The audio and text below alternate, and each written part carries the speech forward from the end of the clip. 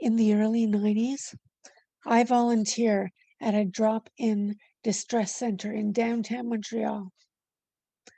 It's strategically placed in the Guy metro station where there's all kinds of passersby at all times of the day.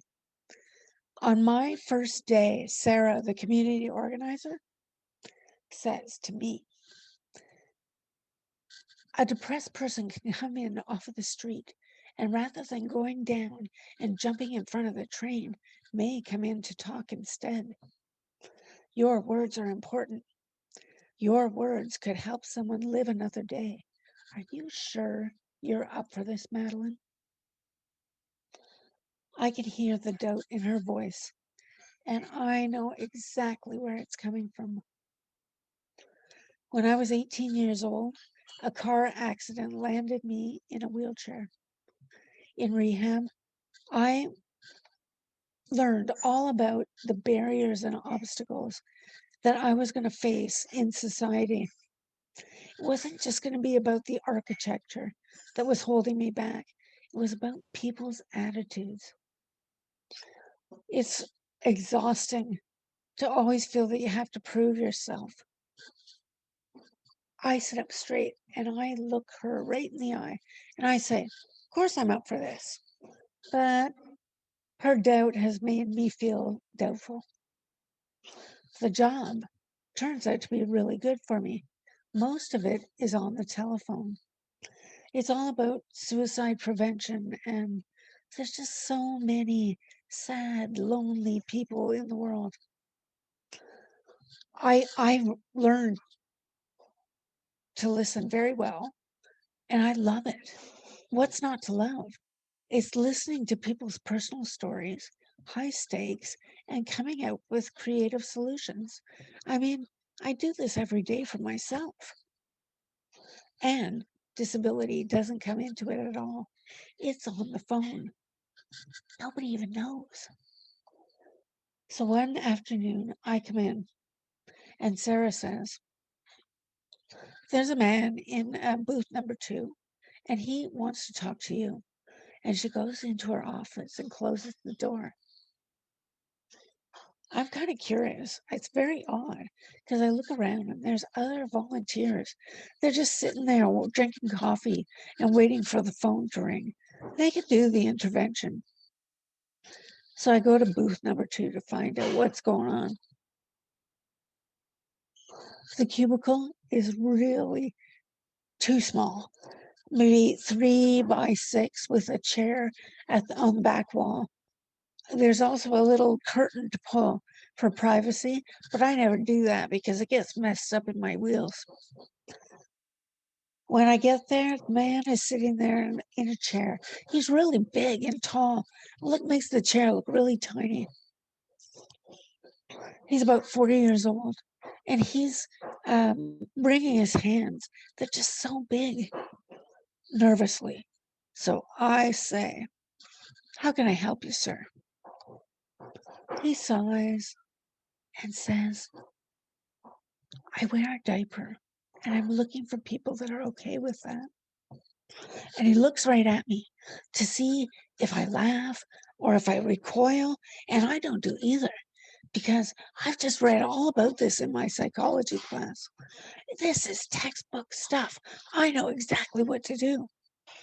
So, with a few gentle nudges, I get the whole heartbreaking story.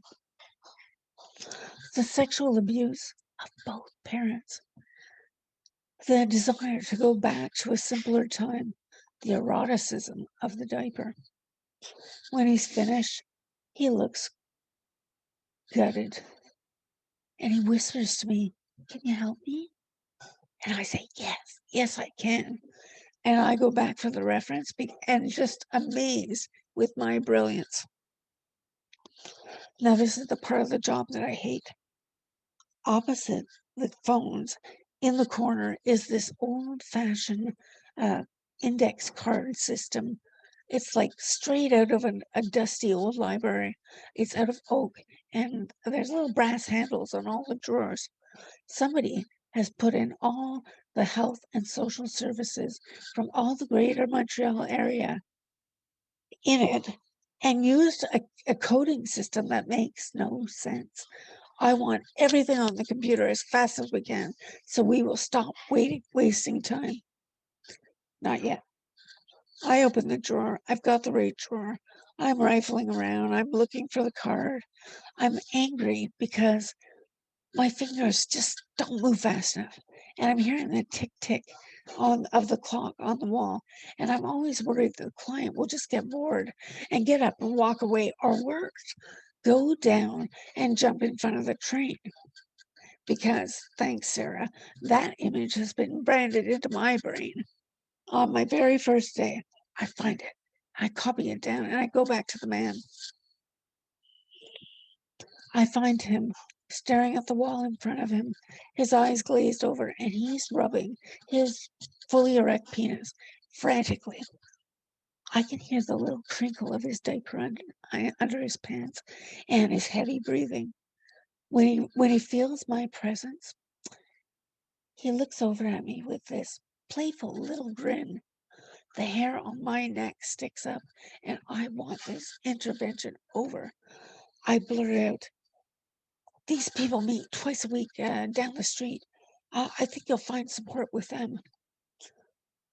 And I pass him the card for the reference of a support group for the survivors of sexual abuse. He takes the card and he jumps up and he faces me, and he's a lot bigger than I ever thought. He fills up the whole space, and I feel small and vulnerable, and I back up into the corridor, and I'm hoping that another worker is going to notice that I just might be in trouble. He takes a big step towards me, and he points a long index finger right in my face, and he says, "You didn't listen. I was just looking for a friend." And he takes off.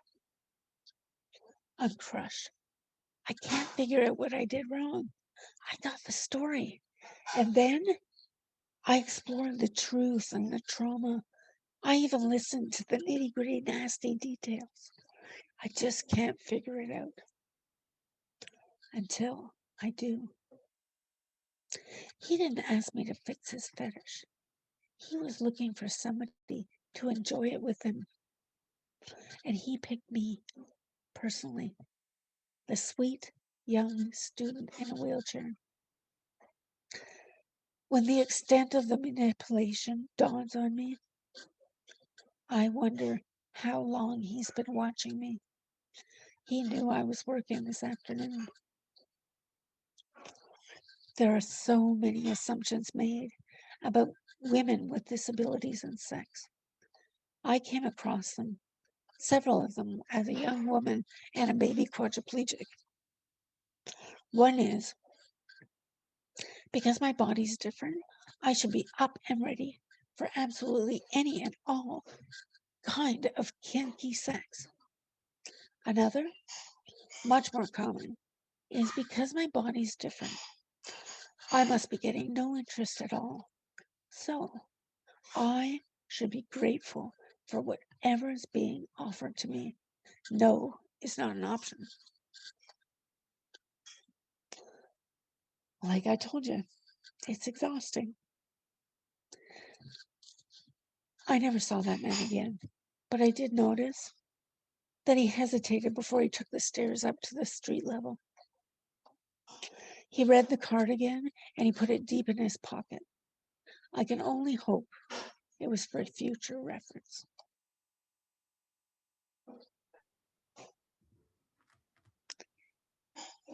Yay, Thank you, thanks. Madeline.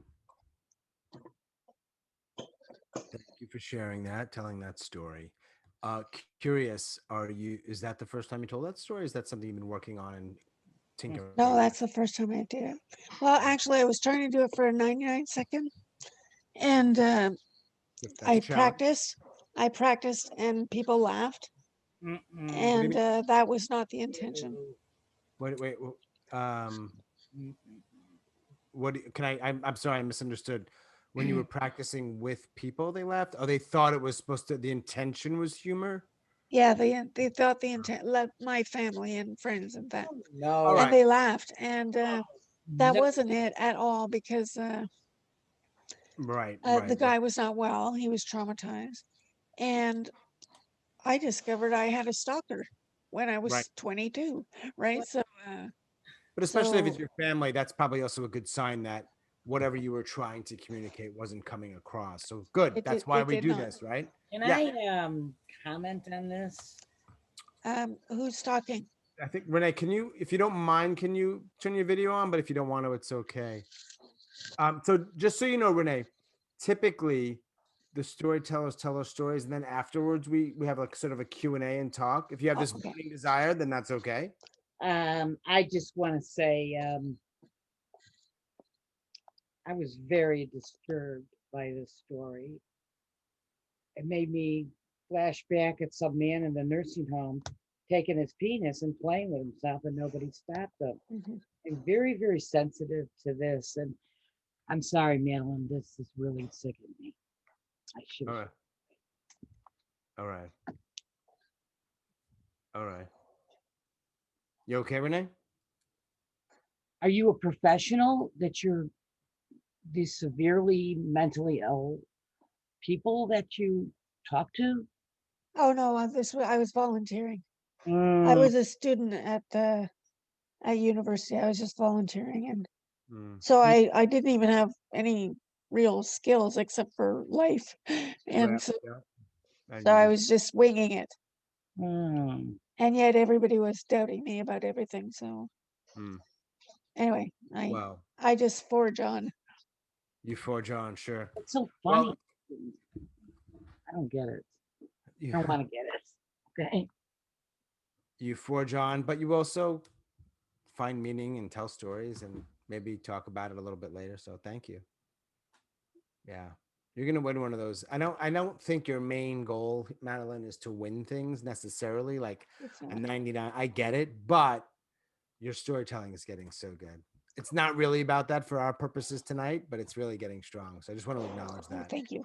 It matters, and it does matter, not to win stuff, but because what for me anyway, when I say it's getting better, just my own thoughts, it means I want to listen even more than I might have, frankly, if it were crafted differently. Same story, same experience, but now I want to hear it more. I'm waiting on your words more. I relate more. So that's a skill. I appreciate that. Yeah. Thank you. Yeah. Good job. Can I ask that Susan J in the great city of Des Moines, Iowa, go number 2 because she was the second to join us. Is that cool, Susan? That's fine. Thank you, Sean. Yes, my pleasure. And I'm again, I want to thank you for being here. I'm going to mute everyone except for you, and we're all ears. I was telling the story at a hospital in the ward that was set up for inpatients, there for a variety of mental health reasons. And it was late fall, kind of the time of year where you're going to be around a lot of family, maybe. So I told a story about a family experience. And I told it with, you know, they laughed when I thought they might laugh. There were head nods when I thought they might kind of connect with it. So that was going well. The name of the story was Desperately Losing Susan, because I would lose things all the time. So I told about losing things as a little child, about losing homework and things in grade school. I talked about losing a rosary case that had some money in it when I was out shopping. And, as a story, details and people and descriptions. And then I'd also told about when I was in college that I had lost something that wasn't mine, and I had to go back to work and get a part time job and pay some things back. And I was talking to my mom, and my mom heard it in my voice and asked what was on, and the story came out then. And she, well, like has happened in most other times, I'd lose something, but I'd find it. Well, here, my mother found it for me. She goes, "Oh, Susan, You were looking for that money?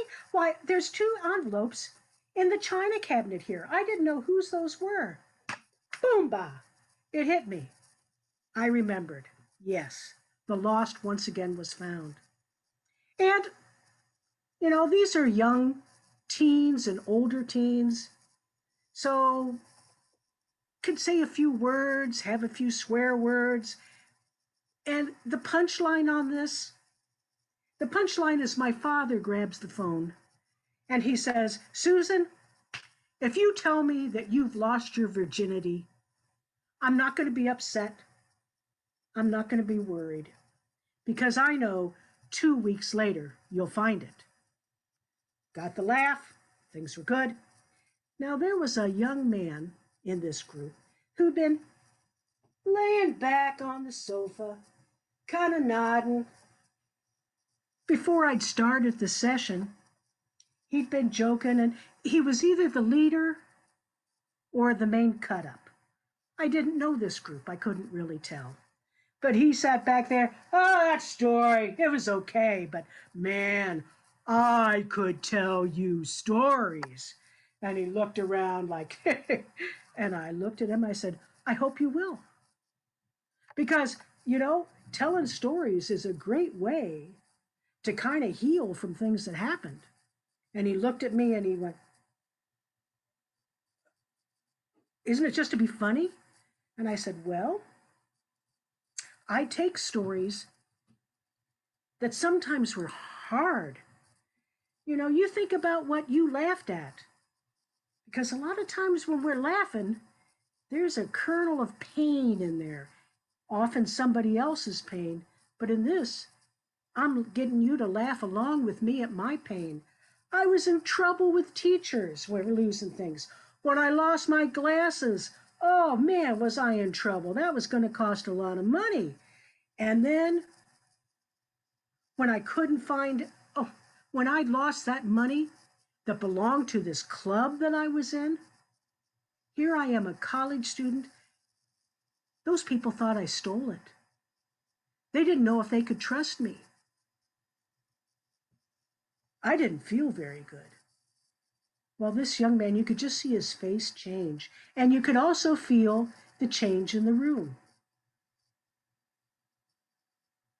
So I think stories have a way of opening a bridge. And that's what I wanted with this story. And I talked with I turned to the counselors and I said, I know my time with this group is over pretty soon, but I hope you'll let them tell stories because you can get into the heart of what's really going on. Families may have done things, you may have done things. You can work it through.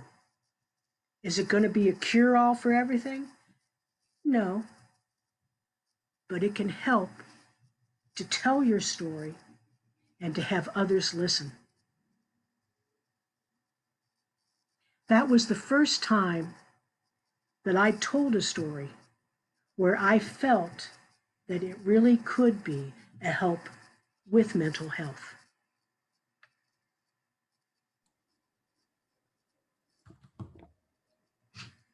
Thanks, Susan. The story within a story. I love it. Nice job. Thank you. Hey, Susan, can I ask you a question? I know I said the sort of Q&A convo would be after the stories, but I'm curious because we've not met before. So you saw saw something, whether it was that weird image or that compelled you to join today. I'm curious why. Sorry, Susan, you're muted. I don't know how that happened. Yeah. I muted myself. Super Yeah. clear. Just why isn't why? It's really, I'm curious. A couple reasons. One, because of the topic, because I have tried to have stories that connect, sometimes can be a teaching or an avenue where a person might use it for teaching, a thing for releasing and for self-healing along with family healing. What I have found a lot with families, if they tell their stories, how can I put this? Sometimes as storytellers, families get really worried about what we're going to talk about, what we're going to share. And I know this happened in my family, and being able to tell stories and then have them come back and tell little bits about this story that maybe I didn't know, Sure. or they learned something that they didn't know. So that's part of the reason why I came. The other part, second part, is I have been telling stories pretty much just here in this local area, and have decided it's time to branch out a bit and listen to more storytellers from all around. And so that's why I'm here for this. Cool. Good for you. Yeah. Something that jumped out at me both during the story and what you were just saying, I think about how many stories just die when somebody, like families especially, right? All the stories there, and that for one reason or another they don't get told, and they never get told. You know, because I as I sit here right now, I think about my own family and stories we're sitting on that may or may not get told. And maybe there's a reason they don't get told. There's probably a reason they don't get told, but I'm thinking, boy, that would be nice, you know? So I like that. I appreciate you bringing that to sort of light and championing it. Yeah. So thanks. Thank you. Yeah. Hey, Shweta. Shweta, we have 6 storytellers. 2 of them have already told their stories. Do you want to tell a story tonight? Sure, if there's time at the end. All right, I'll put you at the end. Sounds good. Appreciate you being here. Shweta's in Massachusetts. People probably aren't thinking that, but I'm obsessed with location. Shweta, by the way, if you see Drew here, he also goes by Dr. Jekyll. He's in Carolina, so just so you know, we've got some Carolina. Good. I'm glad to see the Carolina camaraderie. Right. There's not a lot of, I haven't found a lot of Carolina people. I've been doing this for over a year. A lot of it. I've loved almost every minute. Like 3 to 4% of it I haven't loved at all. Most of it I've really loved. But very few Carolina people. So I'm glad that I've crossed paths with Drew. Hey, Drew, how about that for an awkward segue? Do you want to go next? I haven't really been clear about the order. Are you down with that? Sure. I didn't really have a thought out story. You don't have to go. I'd love, well, here's the thing. I have a question for you. One of the first things you said when you sort of joined the meeting, and I'm going to say this aloud because you shared it with everybody. So Yeah. is something about ADHD, right? Yeah. Is that something you want to look? It doesn't need to be in perfect story form. Like I just want to sort of, if you want to talk about that, or you said you had a list of 40 things and maybe one of them might be a good, but it's up to you. Or I can circle back. Let me know. The 2 ladies who started were so great at doing it so fluidly. Susan and was it right? Madeleine? And Susan and Madeleine. Yeah, you ladies have really you put it to work right there. So I suppose I can just do a short kind of what has assisted me with ADHD. Sure. When I first started, everyone gets started in writing poetry. And I don't know anyone who doesn't start with poetry. Right. But I actually found I got very frustrated very quickly with poetry because it's so subjective. You could be talking about your favorite flower and people think you're writing a song or something. And I actually found that very frustrating when I was younger, because I know poetry has its place. I'm not, in no way am I putting that down. But I found that I was irritated because I couldn't convey in my head what I was thinking. And so I started going through the process of trying to figure out how to write. And I would write something and I would give it to someone, and everybody invariably says, I have no idea what you're talking about. Because nobody starts as a good writer. It's a practice that you have to do all the time, over and over. And then you start to understand where you are unclear, where people need you. Long story short, you could fast forward quite a number of years later. I found that there is a great deal of self-confidence that comes from very hard work. And that was something I didn't understand when I was younger. And a lot of people, I've just noticed a lot of people over time, they're kind of trying to find ways to do as little as possible, but feel great.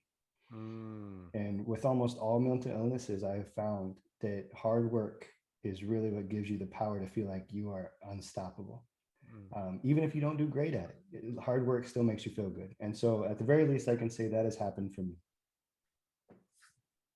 And he says he's not a storyteller. Please. Thanks for sharing that, Drew. Hey, Drew, can I ask you a question? Yeah. I keep breaking my own rules, loose rules. Like we'll do the stories, then we'll do the Q&A, and we will do that. But first of all, thank you for just telling us what you just did. I think that's really interesting. As my own struggles, one of the things that saved me, it's not the only thing, is for me it was hard work, but I had to find the thing I really wanted to work hard at. And I had it, but when you find that,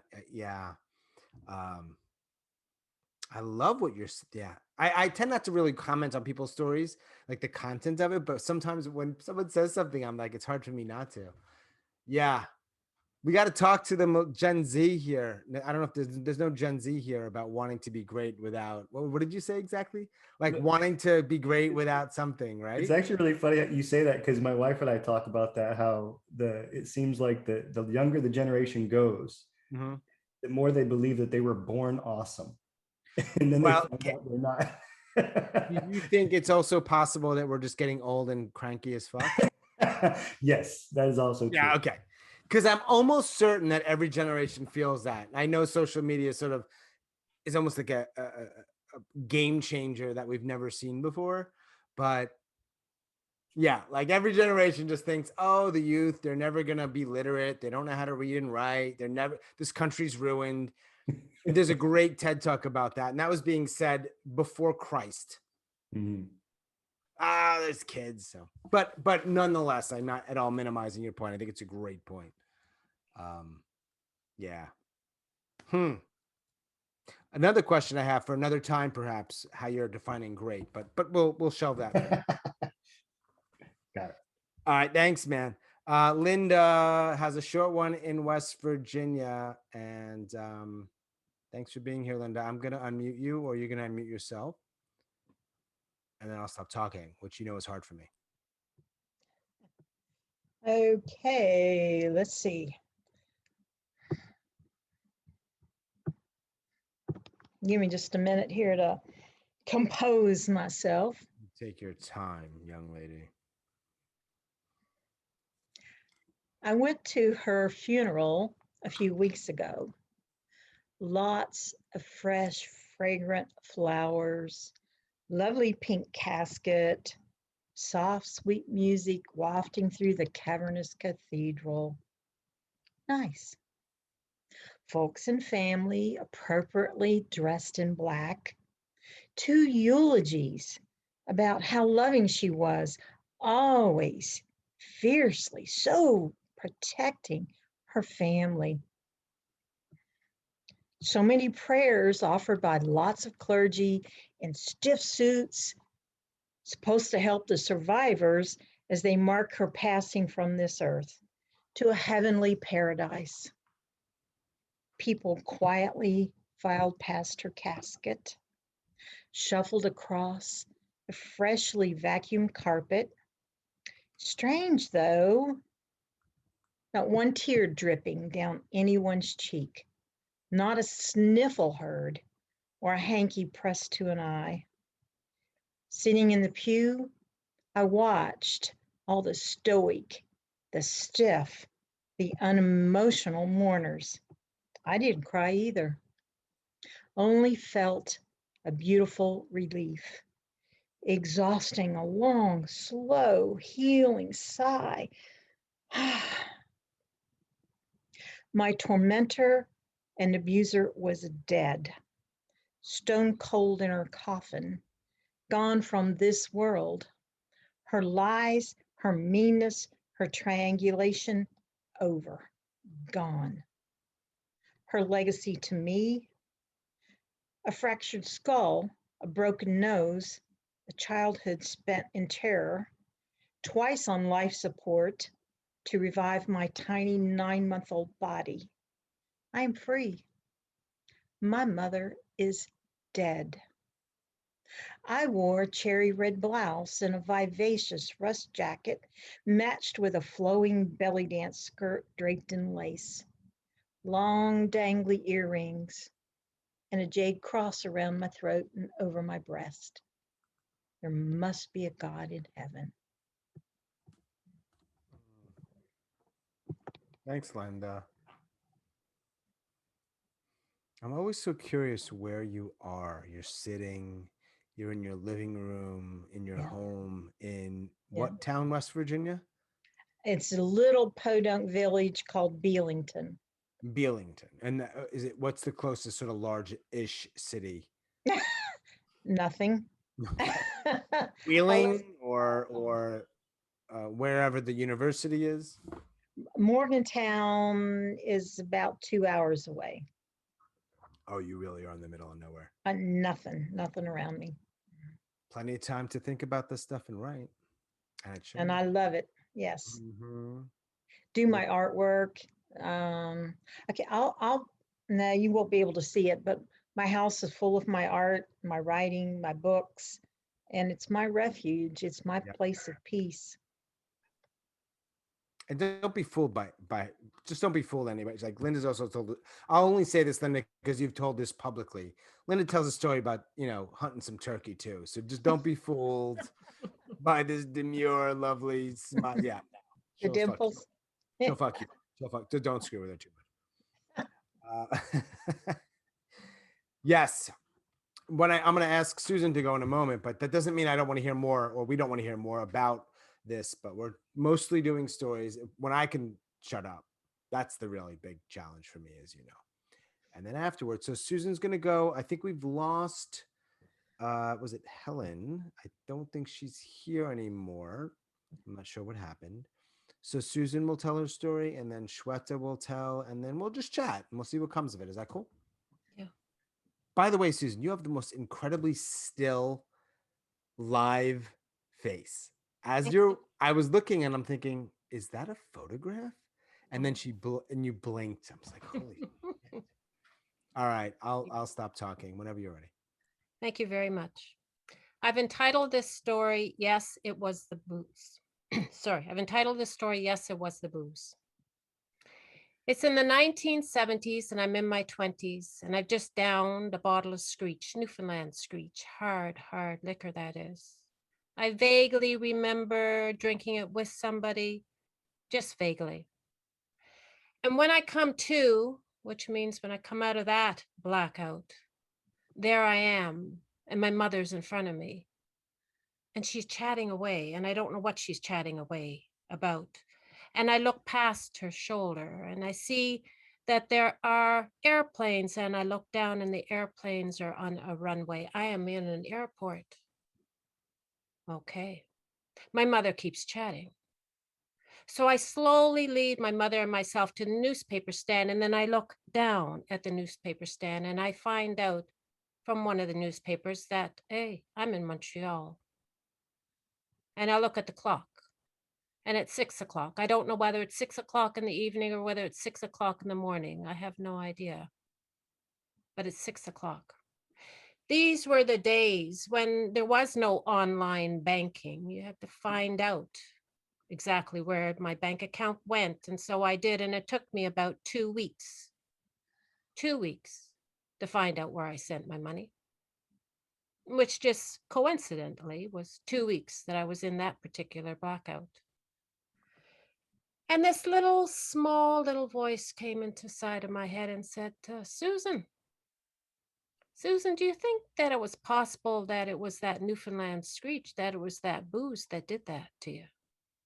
Well, I can tell you now that it took me close to 2 years to be able to answer that question honestly. And yes, it was the booze. All right. Thanks, Susan. You've been telling stories for some time, Susan, yeah? The short ones just recently, very, very recently. But about 6 years now, 6, 7 Yeah, years. yeah, yeah. Yep, yep. And Toronto, right? Yes, Now. in Toronto. Yeah. We have 1,001 Friday nights of storytelling in Toronto. So that's where I can usually be found. Okay. Who runs that? We all do. It's kind of like a coordinating committee. And Wow. we've been going since 1978, every Friday. Not like the 1,001 Friday nights has been different people, of course, have been at the helm. So How many Friday nights have there been since 1978? Is anybody way good? over, we counted way over No. 1,000. Way, No, way. wait, 52 weeks. All right, you know what? Not now. Yeah. hmm No. But they were the very encouraging people to help me tell How stories. it's so important, yeah? Oh yes, community. Yeah. Community is very important. Yeah. Yeah, for But sure. not these type of stories, like your 2-minute stories. These are different. That's sure. not, yeah, different. Well, And just so you know, and I loved your story. This particular thing, they can be longer. The 99 is a separate thing, but I loved your story. Yeah, so important that people have your back and community. Yeah, Mhm. right. But when I saw mental health, but happiness, I just figured that was what you were trying to create, right? So that's the way I I'm look. still not entirely sure what I want, but I just want a space where people can talk about the things that Yeah. around that stuff that maybe we don't in this particular format. Yeah, what it looks like. Sometimes they're sort of happy-ish, and sometimes they're absolutely miserable, and both are okay. Mm-hmm. Right? Yeah. Good. So thank you very much. Joining us from Massachusetts. She has a 2-syllable first name and a 1-syllable last name. That is true. Yeah. Shweta, whenever you're ready, we're all ears, which you know I have an insecurity about. And we'll talk and we'll do a Q&A and we'll just chat and we'll see where it goes. Thanks. Sure. I remember it was 6th grade social studies class, and Danny Sullivan sat behind me in class. Now, I was not the kind of girl that boys would talk to in the 6th grade, especially the popular boys. But Danny Sullivan, he used to come sit on my desk. I remember he would sit on the corner of my desk, and he'd take my pencil from me and start twirling it. He'd look at me, he'd talk to me. Somebody was looking at me and talking to me, smiling at me, twirling my pencil. And he would sit there and he'd ask me how I was doing, how the day was going, what plans I had, what I was going to do after school. And he'd get looks from the other boys in class, the other girls in class, like, what is Danny Sullivan doing? But every day, it was almost like there was an imprint of him on the corner of my desk. He told me one day that his family was going to go to Disneyland for Christmas break. He said he'd bring me back a keychain or a magnet or something. I'd never gotten a keychain or a magnet or a something from a boy in my class, so I was pretty excited. It was funny though. There was a weird, kind of odd similarity between Danny Sullivan and I. See, I'd get a 96 on an exam. Danny Sullivan would get a 96 on an exam. I'd get 102 on an exam. Danny Sullivan would get 102 on that same exam. Sometimes I'd get a 97.5 and Danny Sullivan, surprisingly, would get a 97.5. So one day he was sitting behind me and we had a test, a final, right before the break. I'd studied a good amount for this. It was a lot of world history, Mesopotamia, ancient Egypt, Babylon and Gilgamesh and all of the things. I'd taken my time, I had made flashcards, I'd color coded my notes. I was ready for this exam. And so the teacher, she passed out all of the tests.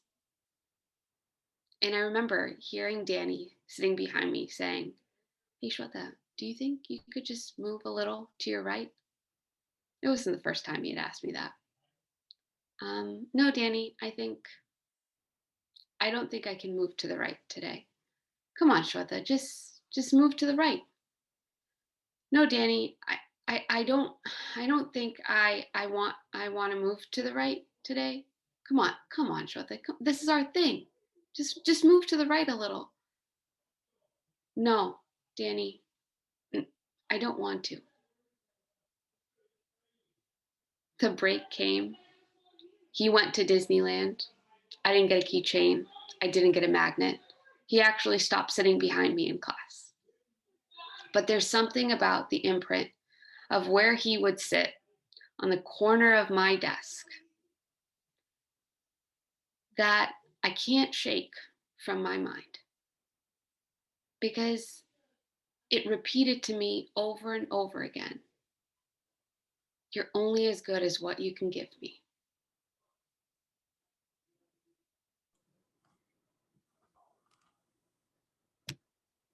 Shweta, thank you. Thank you. Thank you. Yeah. Danny, where's Danny now? Any idea? I have no clue. No clue. After 6th grade, I never saw him again. He probably sat on all sorts of desks. You can handle that comment now, I think so. Yes. Oh, 100%. Bastard. And look, you don't need me to be like bad mouthing Danny, because that's not why you told the story. No. There's a little part of me, I'm like, come on, Danny. But then again, Danny was also 12, right? So Yeah. kind of aware of both sides of it. Anyway. Thank you all for sharing those stories, telling those stories with such. A couple people are joining us. I hope that they realize they're an hour late and that they're not going to be telling. Well, they could tell a story, but they. Lopa, if you can hear me, let me know. You can unmute yourself and say hi if you want to tell a story. If not, it's 8:00. Hey, if you want to talk, I'm happy to guide that convo or not. If you have questions for the other tellers, perhaps it's something they talked about. Obviously, it's a given to be considerate that they're not telling the story so that you can just no judgments. I should also add, I guess this is the right space. I don't typically talk much about this. I have a podcast called Suicide Noted. The reason I'm sharing this, it's not some nefarious attempt to get you to be a listener to the podcast. But if you know people who have the podcast is very straightforward. I talk with suicide attempt survivors. So if it's you or somebody you know, I'd love to talk to them. If you think that I'm a guy that would be worthy of that type of thing, it's been going very well since last summer. That's all my promoting or plugging that I'm going to do this evening. Do you all, anyone here have any questions for any of the tellers? You can unmute yourselves. We're sort of in a slightly looser mode now. And again, if somebody asks you a question about your story and you don't want to answer it, even if it's slightly awkward, don't answer it. It's okay. I've got a ton of questions, but I don't want to hog the mic because there's a few people who know me well and know I tend to do that. So, Susan, you unmuted yourself? No? Oh, no, I just following directions. I thought you said. Oh, no. And Susan J at the same time unmuted herself. Susan J, did you have a question for? I do. I wanted to ask Madeleine. Yeah. That situation of working on a crisis line. Do you have other stories that talk about that and about the support you got or didn't get in that situation? From the community organizer, like?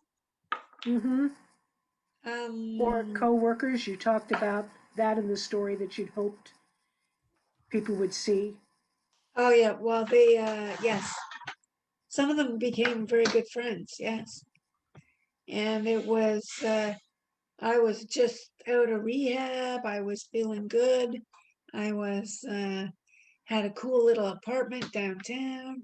I had they accepted me in social work, even though they had to renovate the buildings first. And so they changed all the classes around for me, and so that they were at the main level while I was waiting for it to be adapted.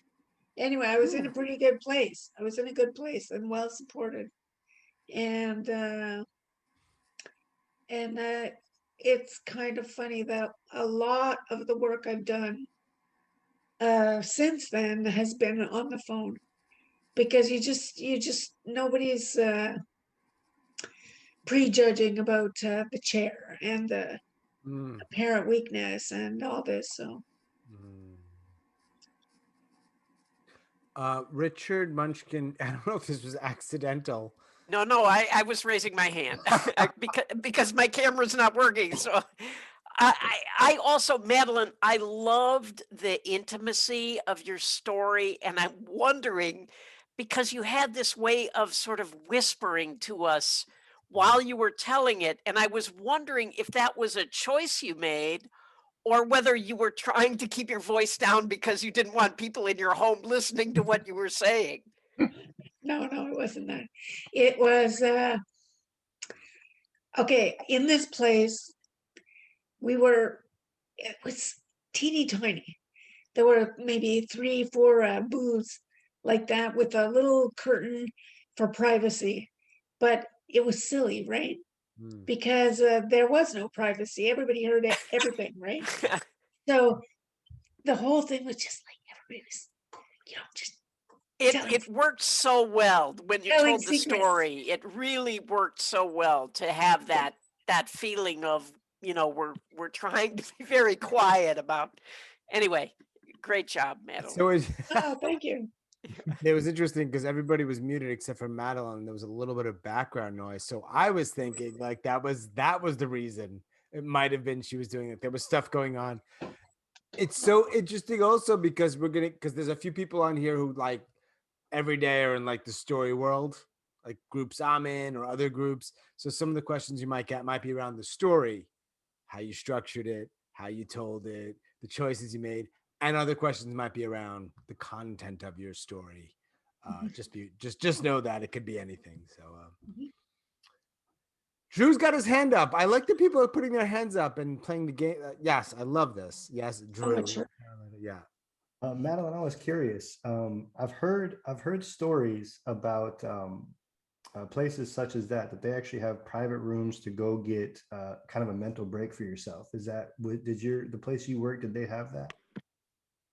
No, they did not. They did not. Okay, I was kind of curious if that was the case. That it made sense to me that there would be something like that, but I just wanted to get it from someone who knew.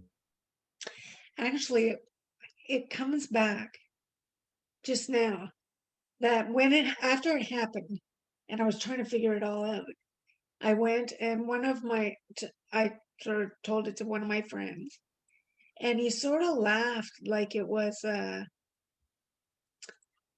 like I was not being cool enough or something. Mm. He didn't see it as a problem at all. So I don't know. Mm. But that was, what happened at that moment, that very day, right? So Yeah. Right. Yeah.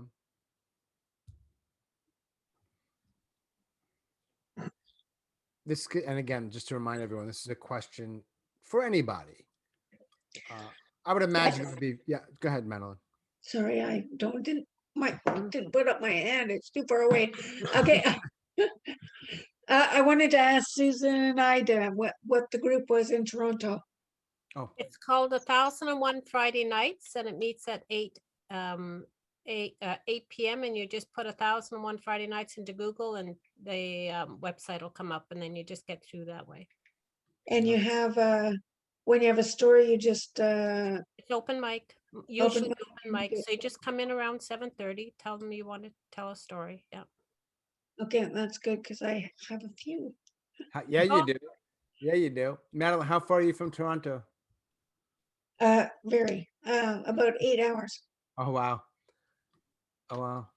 I just wanted to say hi to Lopa. I don't know you.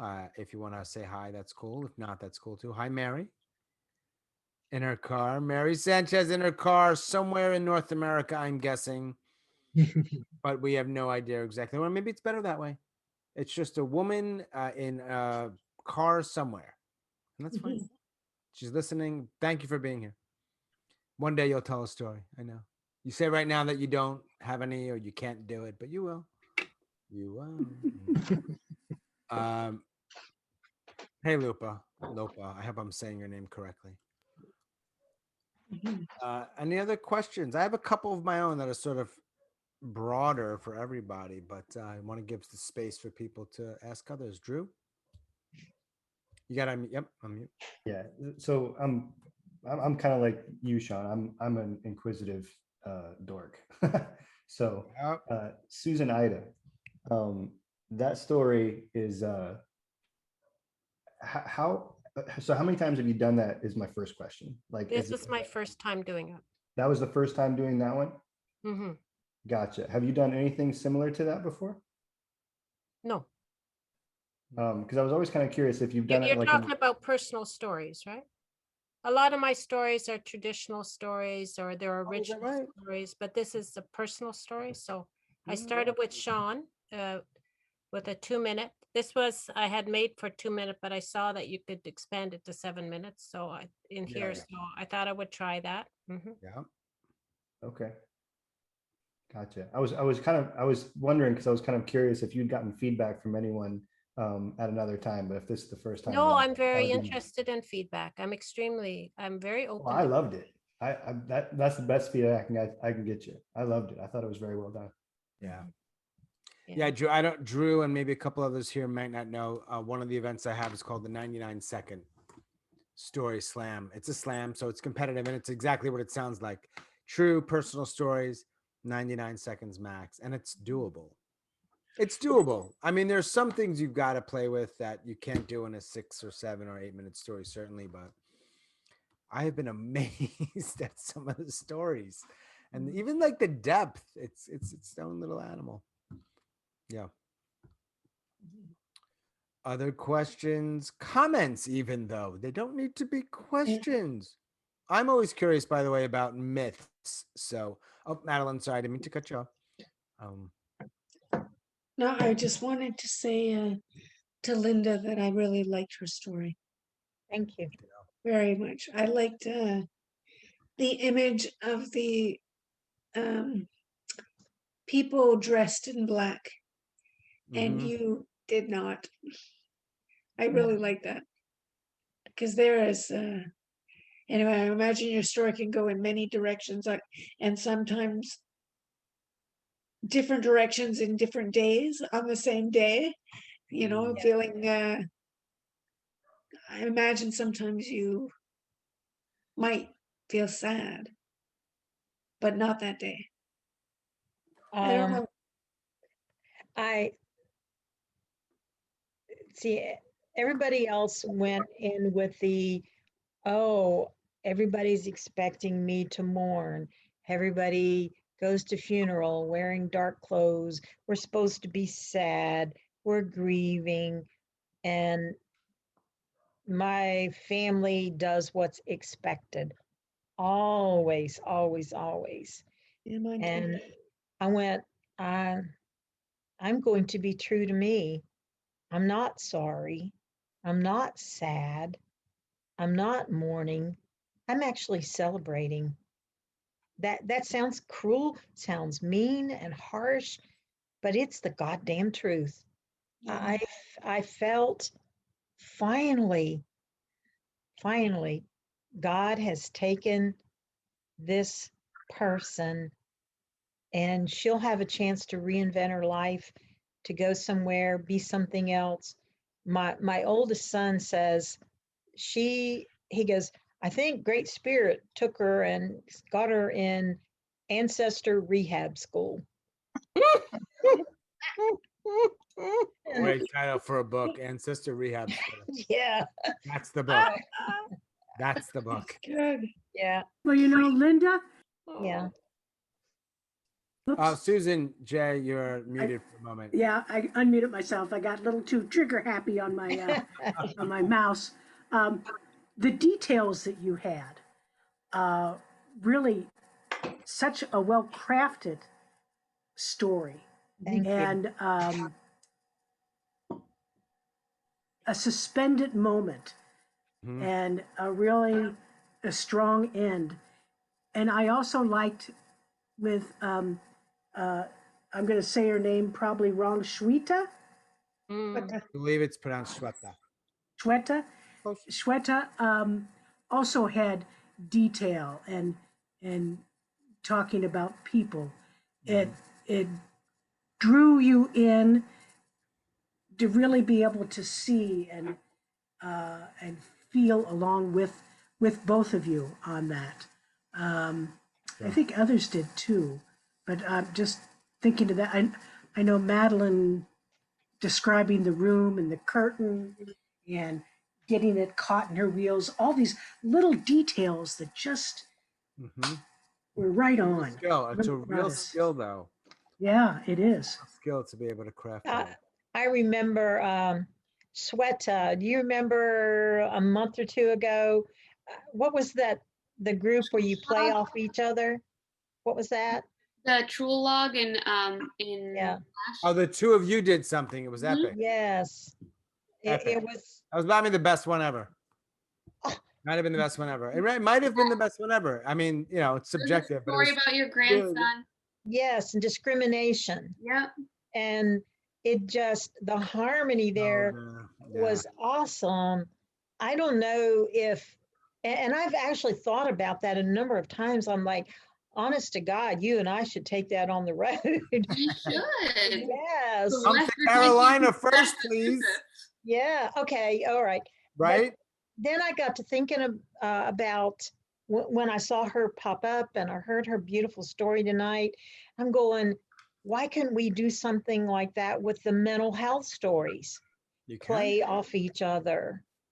I So don't what know. do you mean by playing off each other? Well, So- Sean can explain that. Yeah, I can try. So we have this event called The Flash, which originally was really pretty straightforward. Just you get a prompt or two, maybe, depending on the format, and then you just tell a story. And it's really meant to just let go of let go of all the trying to be great. It's there to create opportunity and find stories, and that was it.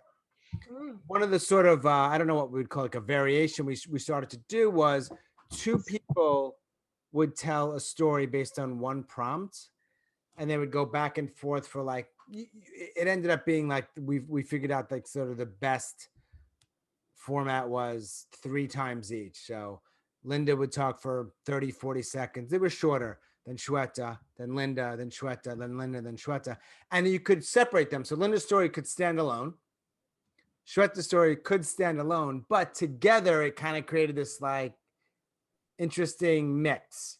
You see it a lot in the world. You see it a lot in improv, but that's fictional typically. So I was trying to make it, can we do that in the nonfiction world? And I think the answer is yes. And it's hard.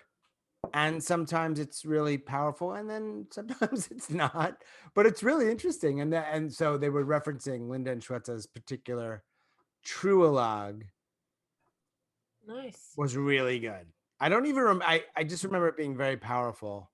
And you were saying, Linda, like, yeah, it is kind of a dance, right? Yeah. Because it's being informed by. It was about discrimination.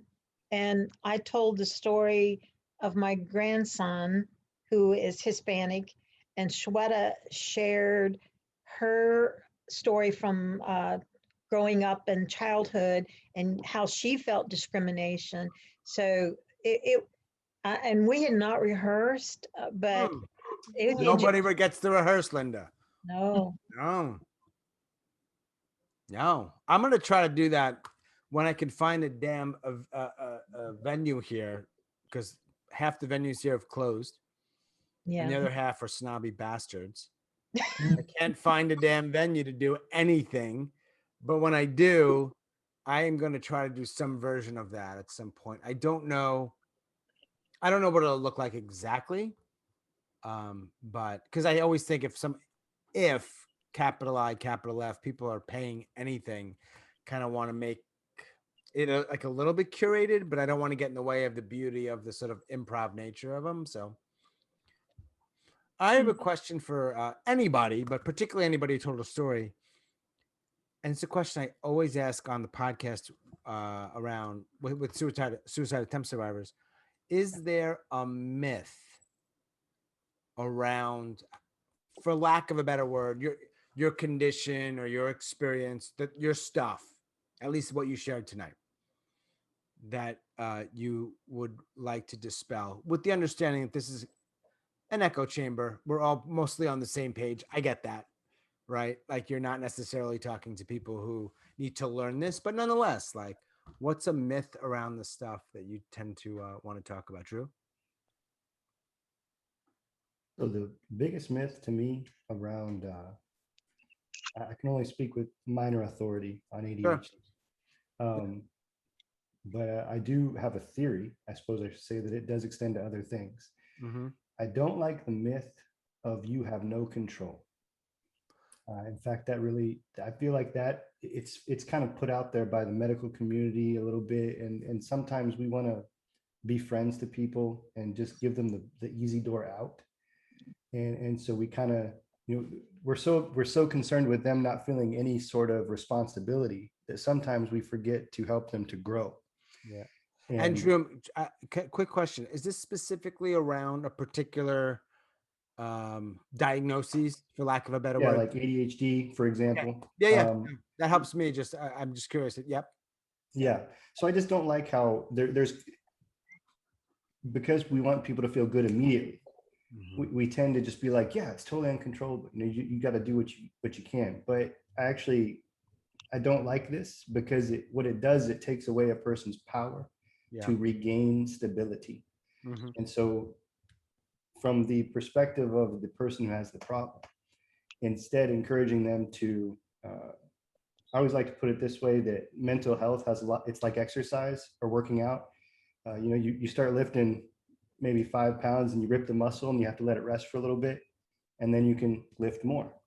Yeah. In a similar fashion with your emotional and mental well-being, you learn to kind of endure, and then you break and you cry, but then you can handle a little bit more next time. And when this process is repeated, after a while, you can handle quite a bit. It doesn't mean you'll be cured. That's not what I'm saying. Some people really jump to that ending and they say, you're trying to say it's a cure. That's not what I'm saying. Right. I just don't like the myth of you are out of control and there is nothing you can do within your own power. You very much can. That's such, yeah.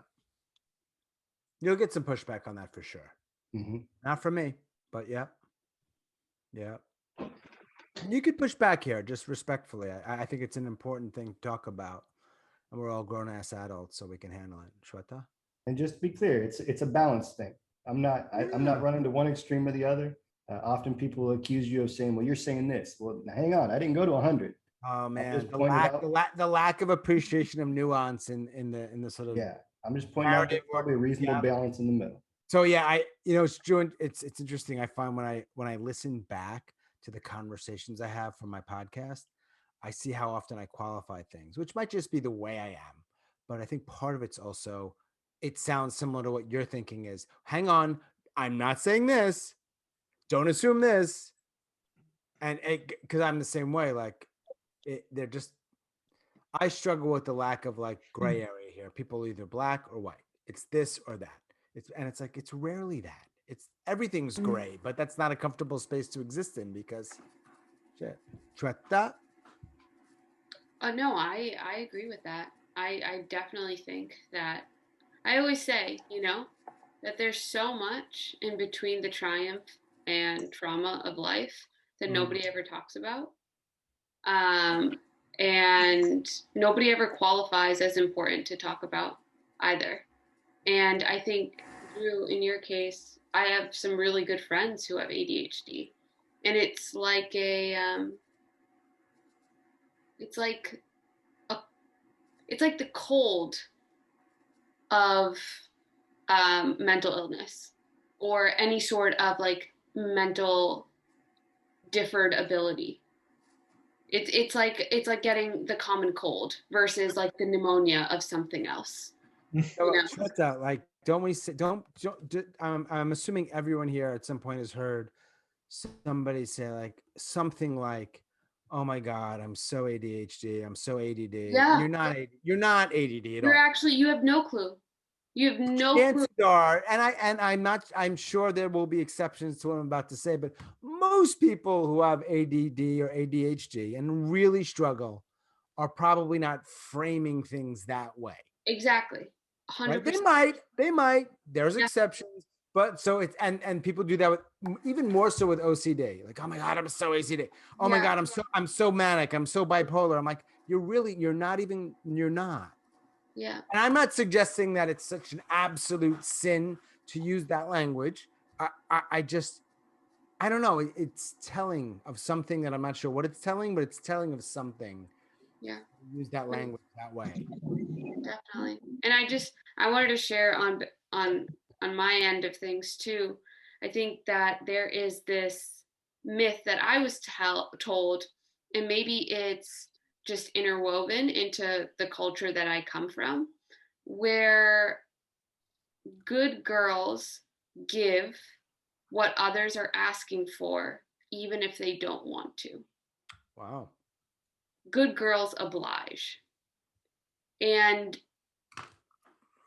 Is that cultural in part, do you think? in some degree, but also I think what it is more is girls have a level of utility to them, and once their utility has worn out, they are no longer important. They are no longer worth um, investing in. And this was something I had just learned for myself when I was in 6th grade. And I saw iterations of it over and over again in my life. But I think that's a big thing that is just this concept around utility of women. And it is a catch 22, because if a woman doesn't have a purpose, then she, isn't self-sufficient and she has no value. But when a woman has a purpose, that holds an expiration date, because that purpose is going to end, or they're not going to be the best one anymore, or the prettiest one, or the most attractive one, or the most affirming person that you want in your life. So I think that's a big thing, is that concept, like that connection of woman and utility. And that's something that is definitely getting bent more as more generations come through, and they're seeing the social constructs as just different, or they're demanding different social constructs. Right. But I think it's almost inherent in my generation and up, and whether or not you can believe it for yourself, like you can believe it that a woman is worth, has a lot more value than just what she can provide, just what she stands as. She's not this like custodial member of society who's just supposed to procreate and then take care of the procreation. But I think there's always that like looming assumption, or like that looming just expectation that like you can even catch yourself sometimes. You hear something about a woman and you're like, well, what are her kids doing? If she's up at the top, what are her kids doing? And it's like, it doesn't even matter how progressive you are. That just means the elasticity with which you like ground and you're like, that was a dumb comment to make, is maybe a little bit faster, but like it's still a big thing.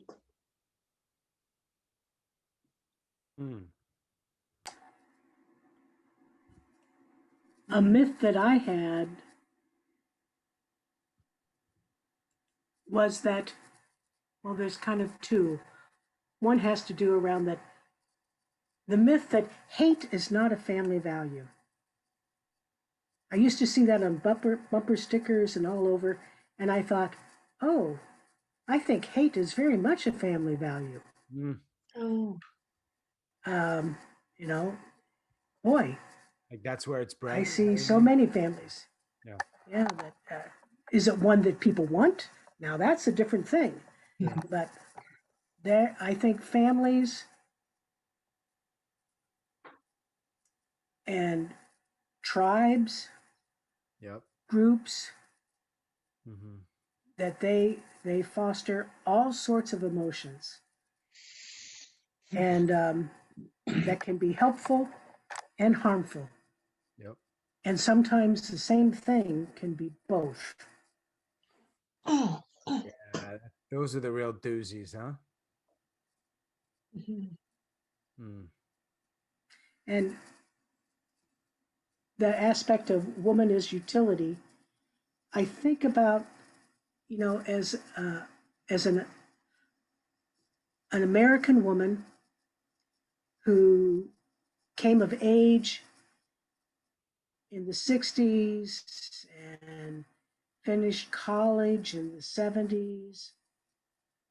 Um, it was a time of lots of changes, and it opened up so much that hadn't been there before for some women. And yet there were women who were outside the boundaries. But I think beyond the boundaries, there are cultures, as you are saying, that are really pushing to hold on to that myth of woman. Mm.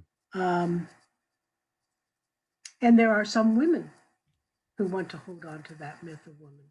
That is true too. Yep. And there are many women in those cultures that have to live that, but don't believe it. Mm. So that's a really powerful myth. Mm. Thanks for bringing that up.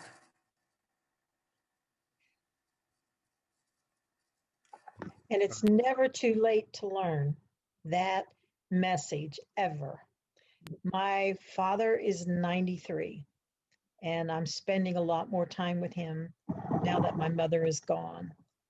He was a Korean War veteran, was down behind enemy lines, very patriotic, but also, one of those kind of men that women have their place and men have their place, sort of thing.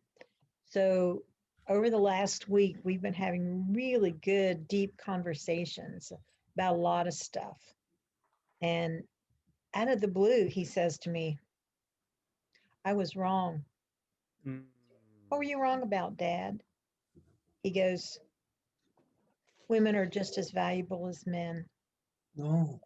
I didn't understand that, but I do now. He said, we wouldn't have a world if it wasn't for beautiful women. He's 93. I mean, that was astonishing. That So is astonishing. yeah, never too late. God. If you can take another breath, you can still learn. Yeah. I just had this image of your dad. I have some image based on nothing of what he looks like, just because that's what we do, right? Yeah. And I'm seeing him say those words. I was wrong. Mm. And it's like, ooh, game changer, man. That's another story I'm going to tell sometime. I would love to hear that one. I mean, Yeah. you started it, so now I'm teased. So please continue it at some point. I will. That is so fascinating. Yeah, to get to 93 years old and suddenly have that revelation. Right. How?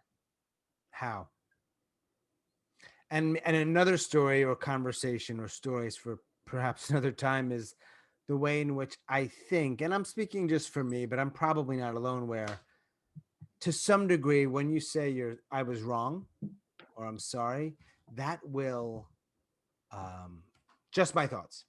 And letting me just for what it's worth, I'm very clear I'm a white dude. I just gotta say that. Like, I know I'm like the least marginalized human being in the history of the world. Gotta say that. It doesn't undo the wrong, but it like this is the, I don't know the word for this. It does Trickle this a down? little bit. It does a little bit. Like me, like that word, I was wrong, I'm sorry, or even just I was wrong, and meaning it really does like some powerful shit. Yes. Like really like profoundly powerful shit. Yeah, I mean, this is a man with a master's degree in psychology, a Korean vet, a lifelong successful businessman. Yeah, right, And right. Like checks I all the was, boxes. yeah, everything. I mean, yeah, the perfect white dude, you Right. know, and owns multiple guns and hunts and fishes and, you know, Like if he had never said those words, there'd be plenty of people at his funeral that would say, "Great dude." oh yeah. Like that's not right. That's not the issue. It's that plenty of things, yes. But What made it even more powerful, and I guess I shouldn't give my story away, but I was the third girl. There weren't any boys born till long after me. He turned me into a tomboy. I do know a little bit about this from one of your stories. Yes. Yes. So for him to come forward and say, I was wrong, Amazing. uh, Yeah, it blew me cool. away. Yeah. Yeah, it's great. It's cool. Very interesting. Yeah. Huh.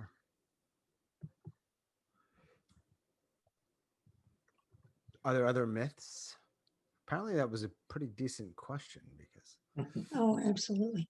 there's a Well, lot of myths out there. There's a lot of myths out there. all the myths about women with disability and sex. Yeah, yeah. And while going back to Shweta's idea of women in utility, Mhm. well,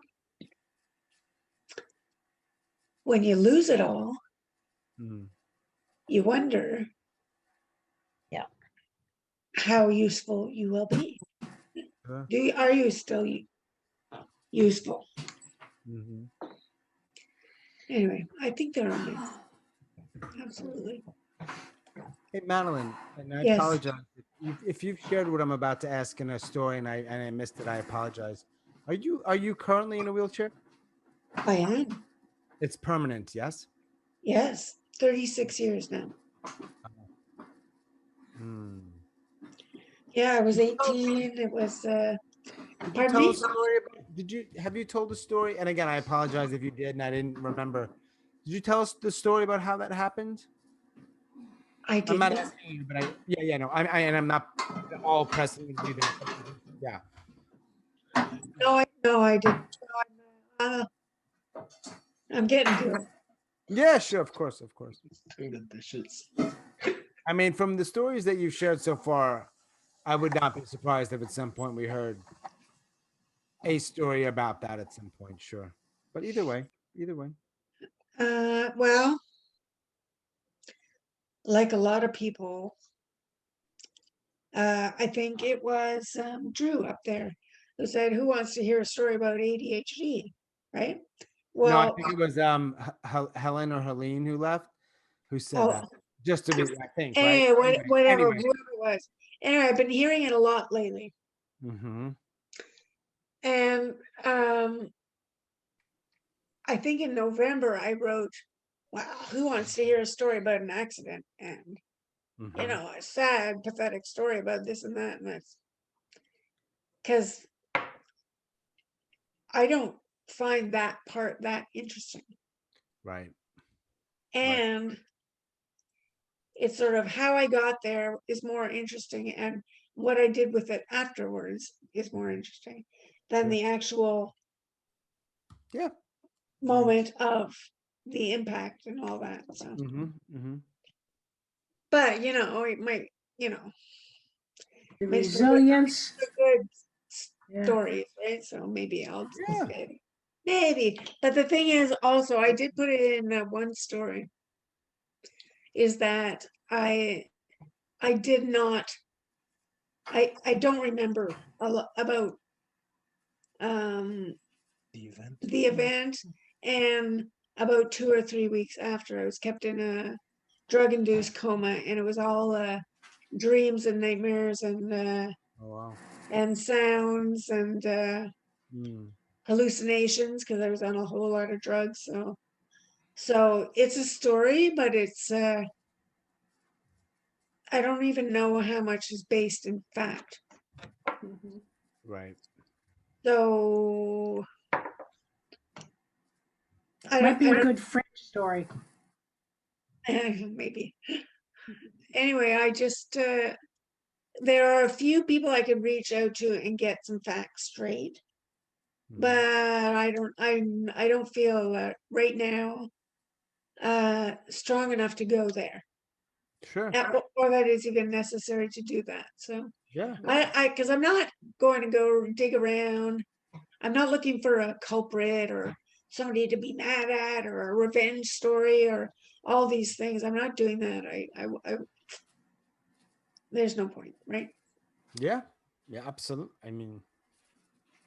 I'm Mr. Like, hey, if you think there's a point, there's a point. And if there's not a point, I'm not going to tell you either way. But from my very like, yeah, I think there's You're curious.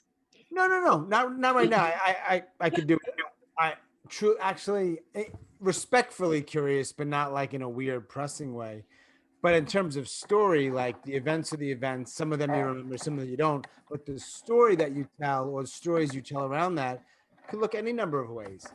Some of them Yeah. might be super spiteful, and some of them might be any loving. And that's the thing with that's kind of cool with stories. You can kind of fit that in to wherever you're feeling. It's kind of cool. Yeah, that's all I meant. Yeah, Okay. Yeah. It's coming together, and it will happen one day.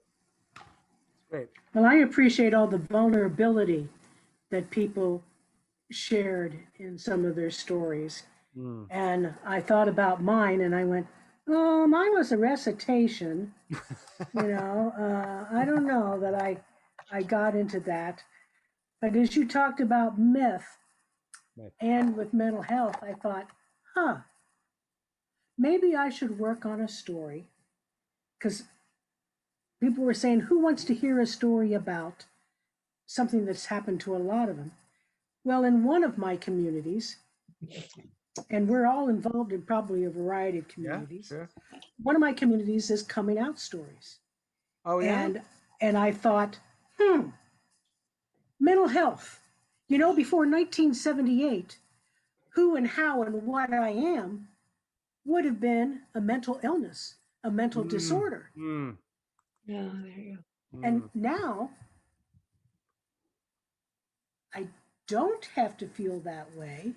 And yet, just like Madeleine said, where that counselor's comment stuck with her, put that little doubt in, things that you read and hear about, whether it's ADHD, whether it's around aspects of being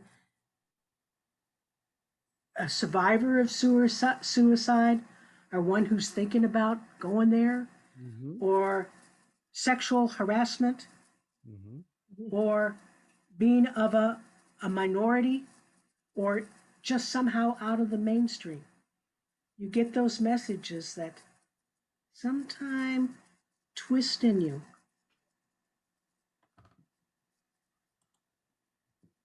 So I appreciate people sharing, and a lot with Madeleine's and Shweta's and Susan's and Drew's was all about resilience, I felt. And Yeah. I think for myself, the greatest myth is that you can think through alcoholism. I think that's one of the myths that really ticks me off. What do you mean, Susan? Well, there's this belief these days of that if you just think and you just, apply your cognitive abilities and whatever framework, that you can think your way through alcoholism. But my experience of it is that I have a disease. So I'm hardwired to drink. And even though I haven't had a drink in over 44 years, that doesn't mean anything because it's just based on today. Wow.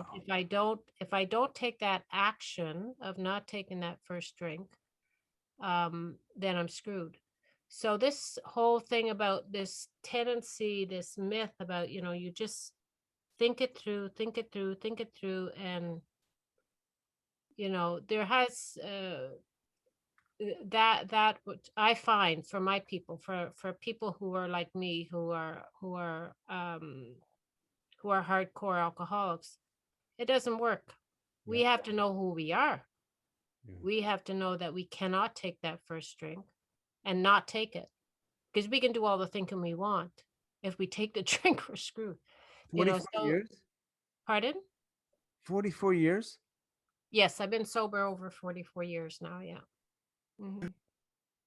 Yeah. So Amazing. that's my mental illness, right? Yeah, So no, I heard what you said, and yeah. Mm. Wow. mhm. How the fuck do you do that?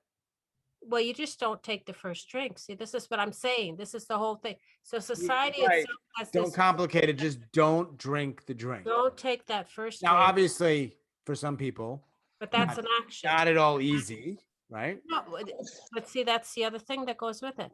The belief that if you just think and think and think and think and think and think, that things That's will. just bullshit. But the fucking- bottom line for a person, and we're not in the minority. I mean, sorry, we're not in the majority.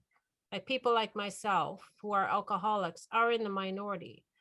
For 80% of the problem drinkers, yeah, they can think their way through things, right? Right, I got But it. I don't belong to that. Okay. I don't belong to that. I don't belong to that group. I belong to the group that has the disease, Right.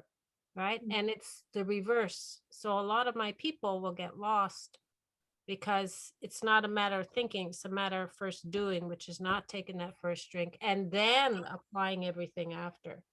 So for the myth that it's very dangerous for people like myself, Mm-hmm. because there were, I mean, I've had good times in sobriety and I've had, mournful times in sobriety, but it didn't matter because I still can't take that first drink. It's not an option.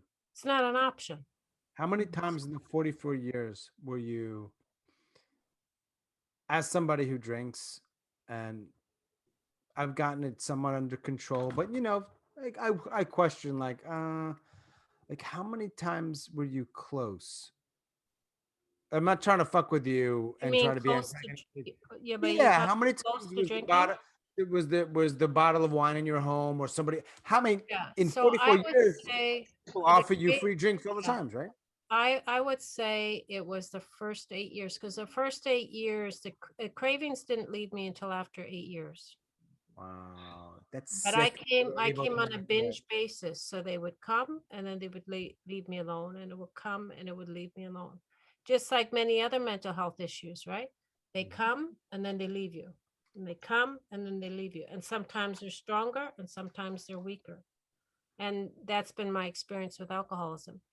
In truth, I haven't had a craving after that 8 years. But Okay. I'm very diligent in terms of my maintenance. Yeah. I'm very, very diligent about it. I don't mess around with it. And I do it every day, like You what do. it takes for me. Yeah. Yeah. Yeah, I do it every day. Well, I don't want to sound at all condescending at all, but like it's astounding that you were able to do that. It's a Not day that at a you, time. Susan, wouldn't have been able to do that, but It's you a know, one day of at a time. It's a day at a time. It just happened that I'm turning 68 and all of those days have added and now it's over. right. That's how it happens, right? Yeah, yeah. One of the threads that I notice comes up a lot that I'm always astounded by, and I'm just referencing back to what I spend a lot of time doing, which is talking to suicide attempt survivors, Mhm. is how I'm always astounded at the struggle, the fight that they have to stay alive, Mhm. and these are their words. I suppose I'm interpreting it to some degree is how little validation they get for the fight Mhm. and that struggle. And I always say, if you train for a marathon, you're going to Yeah. get so much praise. And Yeah. if you fight hard to be the CEO and you make it, you're going to Mhm. get so much praise, and all these other examples I could give. But you don't hear, and it might be out there, I don't hear it. It doesn't mean it doesn't exist. You don't get a lot of praise for staying alive, because that's like the default. You're supposed to stay alive. Yeah. But the people I talk to, not always the case. Mhm. Every day is legitimately like they're fighting. And so I don't know if that's a weird tangent. I'm trying to connect it. In my mind, it makes No, sense. because it's not You're something doing that. You don't need me, Sean, after 44 years to be like, great job, Susan. I realize that, but still, it's like they're such just amazing. Really, man. Yeah. There's a lot of people, I'm sure you know, that could hear that. And A lot of our people die. When I say our people, I mean like alcoholics. A lot of our people die. oh my God, yeah. Mhm. Directly or indirectly, right? Like directly or you This, know, the research is very clear on that. very oh man. Very clear. And also like a lot of I think part of it has to do with this thing about we live in a society that, you know, if you just kind of meditate enough and you do this, and like all of this thought process, instead of, for us, it's the act of not taking that first drink, you know, like for us. But we are our problem, people like myself, we are in the minority. We're in the minority globally. Like no matter where, when you do the research, it doesn't matter where you are in the globe. If you're an alcoholic like me, it's in the minority. We're in the minority. And regardless of the race, regardless, it doesn't matter where we are always in the minority. Okay. But our solution is the same. We can't take that first drink. And then we learn how to live comfortably. Then we learn how to live comfortably now that we're not drinking. So that's when the thought and all of this kind of, you know, cognitive and, you know, because you're acquiring a lifestyle. Yeah. Oh, absolutely. Yeah. But it never takes away that we can't take the first drink. Right. But the money follows the majority. And so the majority, it's about feelings and getting in contact and da. But for my people, our bottom line is we can't take the first drink. Yeah. Right. So that's why for me, from my experience, it's a myth. Yeah. Yeah. True. I really like that, Susan. You actually reminded me of there's a book I read a long time ago on quitting smoking. I was actually reading it for a friend of mine who was a chain smoker. And one of the bits of advice it had in it was, you can't think I'll never smoke again, or you want to smoke immediately. And it said what you have to do is you have to say, I'm not going to smoke today. And then before you know it, This moment. days it went by, and you can say I've made it 2 weeks, and then before you know it, a year. But you have to always think today. That's right. That's As a always. smoker, it's for me, it was as I chew Nicorette, by the way, was it is actually, I'm not going to smoke in the next 3 minutes. In the next 3 minutes. And that, I mean, it changes, but it's so I mean, because there's a place, right? Like where I mean, down the block, there's a gas station with 1,000 packs of cigarettes. Right. And several times a day, things happen. Negative-ish things, positive-ish things, all sorts of things. I'm like, man, I'd love a cigarette. I would just love to sit on my like deck. I have this little deck, and there's some trees and sun, and there's nothing that would replace, and it's true, there's nothing as good as smoking for me as just sitting there and there's a little sun and smoking a cigarette. It's like fucking heaven for me. The first drag is, but after. You know, for me, it was the experience. It was breaking. You know, if you're a smoker, you know this. It breaks up the day. But anyhow, yeah, it was like I had to 5 minutes. But what I like about that, the combination of what you just said, Sean, what Susan said, and what Madeleine said, all three of you had a commonality of you tried to take control as best you could. That's what I like about that. Madeleine, you said, I'm not going to worry about what caused the wreck. I'm going to get busy with making the best of my life. And so there's recuperation time in there, but you still, that's what made you do better or made you feel better. Susan, same thing. You said, I had to accept that I have this disease and then get working on that.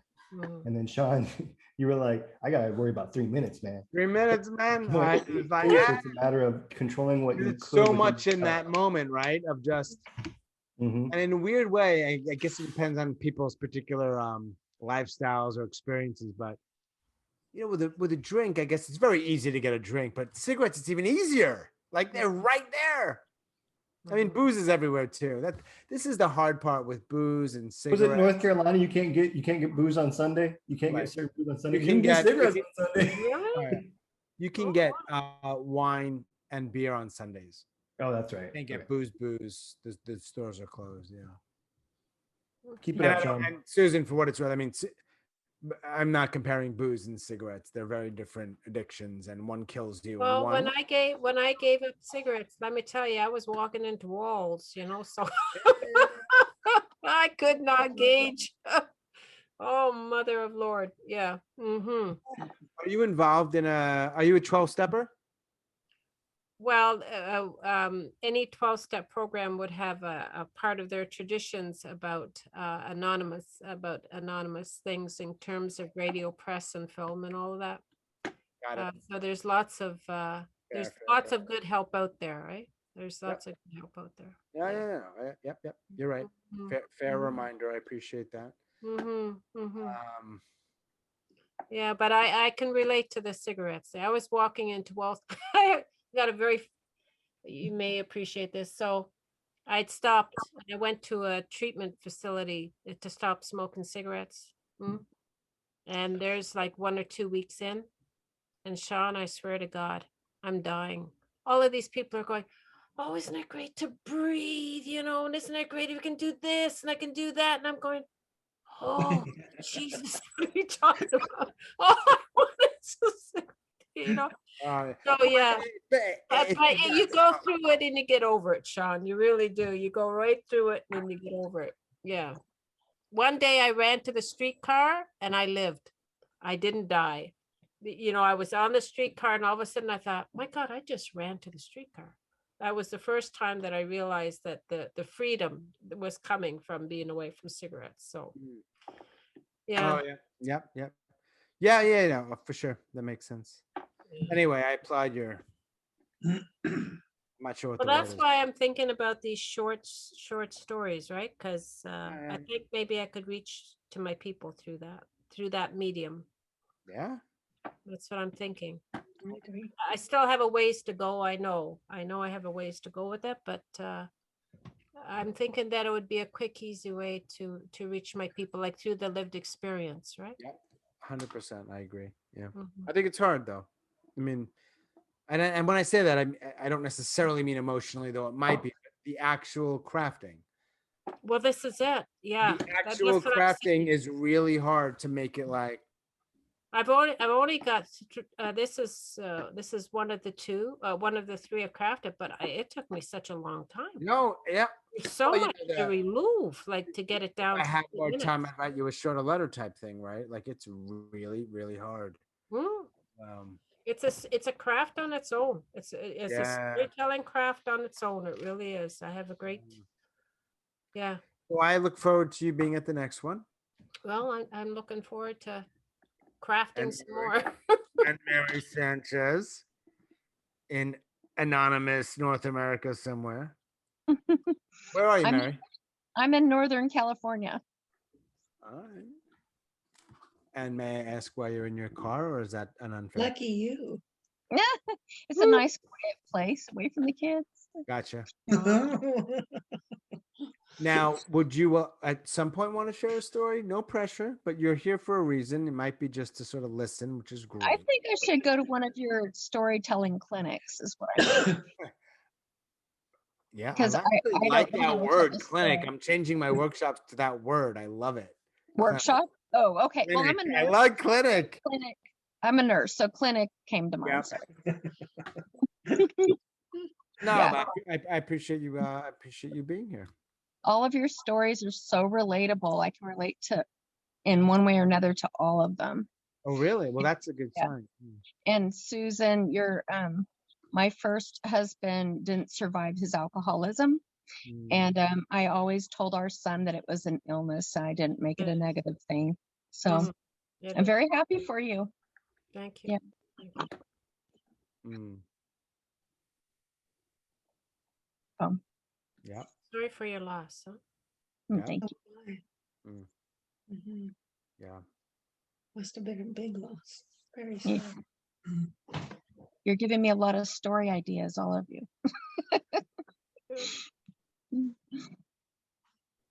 And Shweta, is she still here? No, she left. She She's left. good. Oh, Yeah. I felt She's like I always good. was her in school. That Yeah, was me in high school, somebody really. liking me for my smarts. But later on, you realize that being intelligent was a compliment, but they can't choose. Mm, Mhm. yeah. Out of high school. Yeah, After high school. Yeah. after high school. Yeah, Yeah. I High didn't school learn that was- lesson in 6th grade. It took me till high school. Mhm. Yeah, Shweta tells stories. She's really talented. And Mhm. always thinking like, wow, you figured that out when you were 14. I was like 30. Mhm. Yeah, No. It's like, wow. But hey, I guess we all awesome stories. Yeah. on our own journey. Yeah. Yeah. Thanks, Mary. Mhm. Yeah.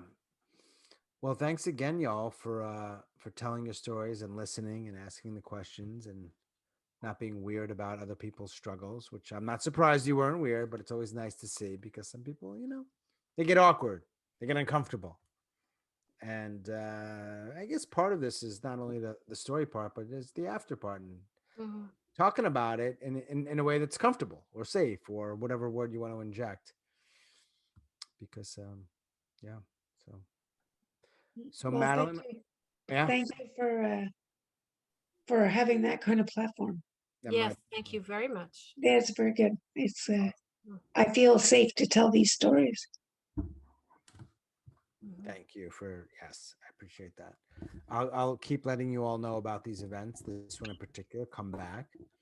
And do you all, just so you know, and I'm not a big plugger or promoter, but the Facebook group is where I tend to post things, events. So just if you're there, that's just, you'll be notified. That's why I'm saying that. It's not some weird way for you to buy my fucking book or take my class. It's not that thing. Just so you know. Yeah. Because I You want you to at least know about it so you can choose to come or not. You have a book?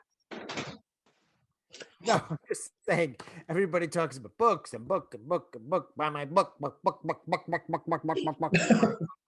thought you had a book. One day I might have a book, but Yeah.